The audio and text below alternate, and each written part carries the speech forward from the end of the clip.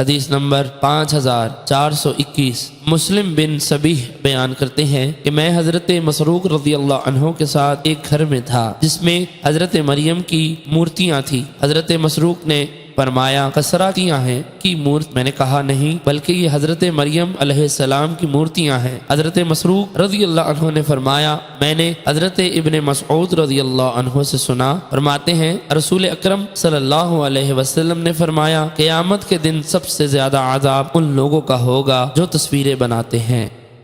حدیث نمبر 5422 حضرت سعید بن ابی الحسن فرماتے ہیں کہ ایک شخص حضرت ابن عباس رضی اللہ عنہ کے پاس آیا اور اس نے کہا میں تصویریں بناتا ہوں، آپ مجھے اس کے بارے میں فتویٰ دیں۔ فرمایا میرے قریب ہو جاؤ۔ وہ آپ کے قریب ہو گیا۔ آپ نے فرمایا قریب ہو جاؤ۔ وہ مزید قریب ہو گیا، حتیٰ کہ آپ نے اس کے سر پر ہاتھ رکھا اور فرمایا میں تمہیں وہ بات بتاتا ہوں جو میں نے رسول اکرم صلی اللہ علیہ وسلم سے سنی ہے۔ آپ نے فرمایا ہر تصویر بنانے والا جہنم میں جائے گا۔ اس نے جو بھی تصویر بنائی ہوگی اس کے بدلے میں ایک جاندار بنایا جائے گا جو اس شخص کو جہنم میں عذاب دے گا۔ اور فرمایا اگر تم نے یہ کام کرنا ہی ہے تو درختوں اور بے جان چیزوں کی تصویریں بناؤ۔ نصر بن علی راوی نے اس حدیث کو برقرار رکھا۔